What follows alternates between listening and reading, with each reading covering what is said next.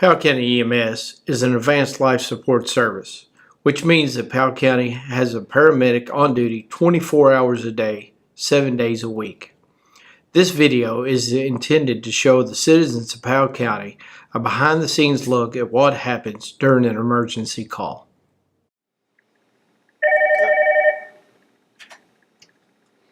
What's the address for your emergency?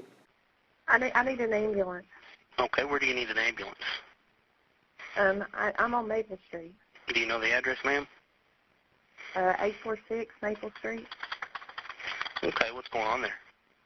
My brother isn't awake. He won't wake up. He's unresponsive. Is he breathing? No.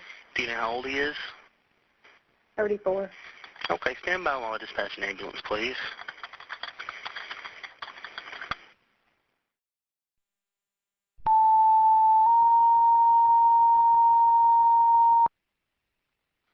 Attention Powell County EMS, need ambulance to respond to 846 Maple Street, 846 Maple Street in Stanton. 34-year-old male, unresponsive, not breathing.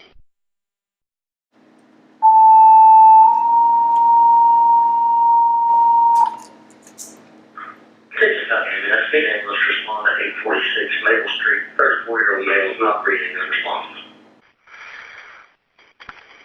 Ma'am, can you hear me? Yes. Okay, can you tell me about his medical history? He doesn't have any medical history. Do you know if he's taken any kind of drugs or illicit substances? It's possible. Okay, do you see any evidence there of any pills or anything on the ground? No. Okay, has he had any alcohol today?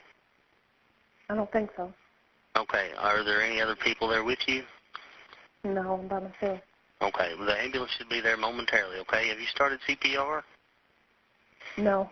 Okay, I'll let the ambulance know, and they should be there in just a few minutes. Thank you. Okay. Thank you.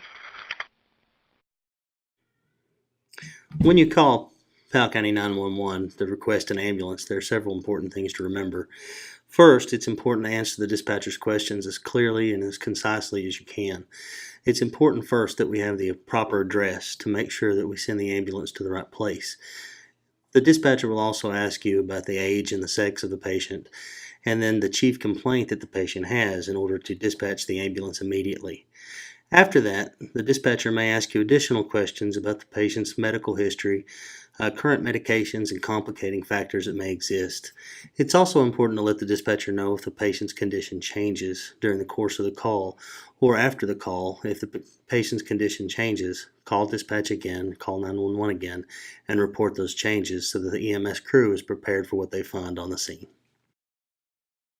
While EMS is en route to the scene, make sure that you stay online with the 911 dispatcher.